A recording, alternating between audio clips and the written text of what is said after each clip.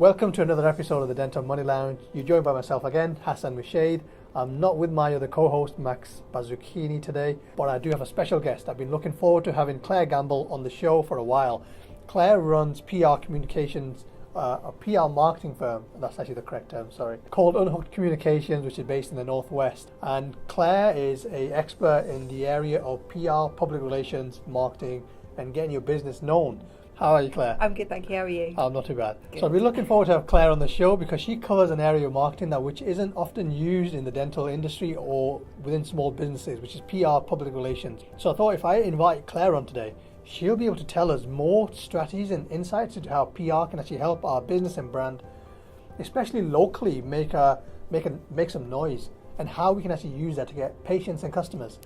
So Claire, what is PR? Yeah, so PR, it stands for public relations, and so it's all around your reputation. Like, what do people, your target audience, what do they think about you? What do they know of you?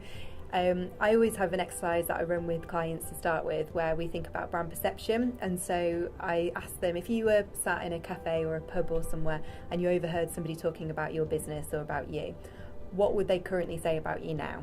And would it be good? Would it be bad? Would some of it need improving? Yeah. And then in an ideal world, what do you want them to be talking about you? What do you want them to say about you? And we can use certain tools and tactics with PR to try and get people to think of you in a certain way.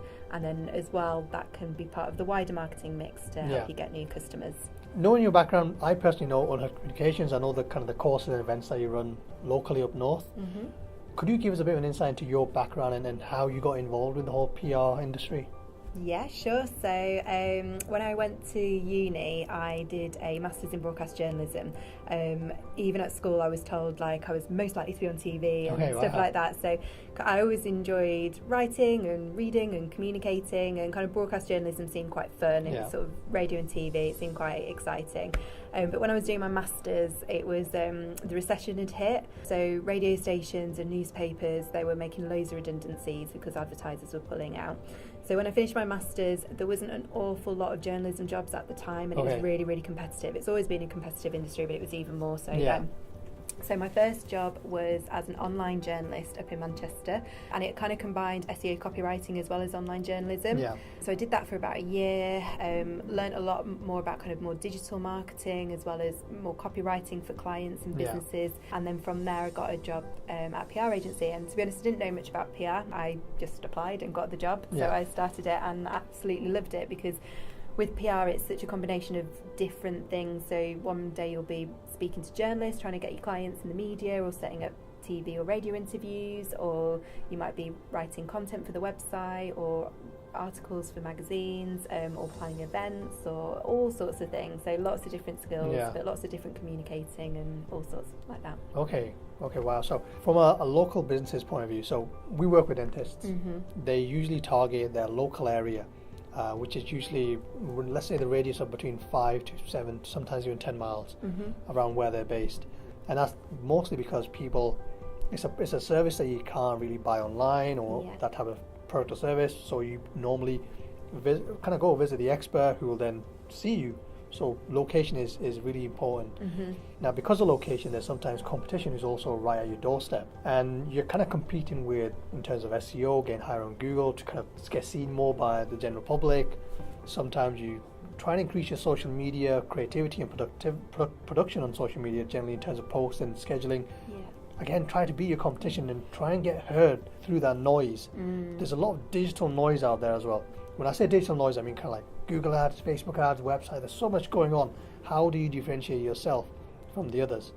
How can PR marketing help local businesses? I mean, is there any examples or any particular ways that you can look at PR for your benefit for your business? Yeah, I think for businesses which are small businesses and target a specific local area, PR is a brilliant opportunity. Up in Manchester, where we are now, we're really fortunate that we've got a really strong regional media. So we've got the likes of Manchester Evening News, there's loads of local websites, loads of sort of hyper-local newspapers as well. And it's all, they need content, they need stories and good news. And regional local media, people do read them. Yeah. Unfortunately, the way the media landscape's changing, a lot of local and regional newspapers are closing, but there are still lots of opportunities there. So for example, where I live in a small town, kind of between Manchester and the Peak District. We have a local paper, we have a monthly kind of newsletter brochure which goes around.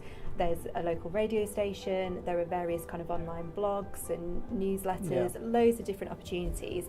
And I think for small businesses as well, especially someone like dentists, I think it's ideal for, you want to be part of the community. You want people to be the dentist that people recommend you to go to, the name that everybody knows, that everybody trusts. And so there are loads of different ways that you can look at getting into local newspapers and websites. So things like, you know, what news have you got going on in your business? Have you just made a new appointment? Like, have you appointed somebody new? Not a new appointment like a new dentist appointment, but like a new member of the team. Are you doing anything for charity? I know my local dentist, they've recently climbed Snowdon for charity, and so they've done some local PR and marketing around that. And you know, and it's just a way of getting the name out there and also showcasing the people behind the practice as well. There's loads of different ways that you can do that. So like I said, charity is one thing, business news is another one. If you've launched any new services or products or anything like that, you can talk about it in a kind of a news and informative way. There's a myth I heard that what the myth was pretty much that not news agents but journalists don't have much content to write about, and they are always seeking information and news that they can fill in certain areas within newspapers or whatever magazines they publish in. Is that true? Yes and no.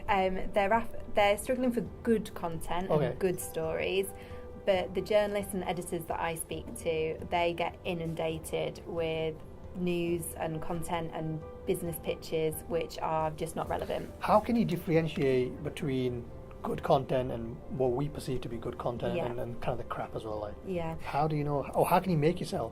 So really good question. Couple of main points. So firstly, understand the media that you're pitching into. So for example, if you've got a Manchester-based business and you're pitching in a story to the Manchester Evening News, great. But if you're based in, I don't know, even Chester, which isn't in Manchester, if you are a business in Chester, don't pitch a story to the Manchester Evening News because it's not relevant. They don't cover that area. Also think about like what sort of stories they publish as well. There's a really fine line sometimes between what is a news story and what is an advertisement. If you send something which is too promotional, the editors and journalists won't look at it, or they'll send it straight on to the advertising team. So it needs to be a news story. So this is why I mentioned around, say, like charity and CSR work, because that, like, local media are always really supportive of local charities. So that can be a really good way of getting into your local newspaper. Also, like, if it's genuine business news as well. So maybe if you've just recently taken over another dentist or dental practice, or if you've made like a new senior appointment, or a new senior management team, things like that are genuine business stories. Is that genuine? Now you say that's a genuine news story. I mean, sometimes we perceive that that's just like normal news within the business. Would people want to hear that news? I mean, that's another thing as well, if people want to hear it or not. But then again, the benefit of the business is that you still get your brand out there. Do people want to hear it, and would that type of news still get in the papers, even though it's nothing local like... papers? I mean, I've done stories recently for it was a children's hospice charity, but there was a doctor who'd recently retired, but he was really loved and well respected in the local community, so there was a really nice story about him. And it's you've got to think about it from the journalist and editor's point of view. Like, they are serving the local community, so if it's something that impacts the local community, and as long as you write it in a way that a journalist would write it, not as an advertisement, which again is like a tricky, which is why if you can get like a former journalist or a PR professional to actually write the news story, because often when people have a go at writing their own press releases or their own news stories, it does come across quite promotional. So there's little things, but even if you just read, if there's a particular newspaper that you want to be in, spend some time reading the articles, like what is the content. I hope you enjoyed the video so far with myself and Claire, where we're talking about PR and how it can help your dental practice. If you'd like to learn more about PR and continue listening to the rest of the interview, head over to our podcast now. The link is just below. And remember to subscribe and share with your friends and family members, whoever will benefit from this. Head over now. Welcome to the Dental Money Lounge, the place where dentists can tune in to grow their money, wealth and financial knowledge. Here are your hosts, Hassan Moushaid and Max Bazzucchini.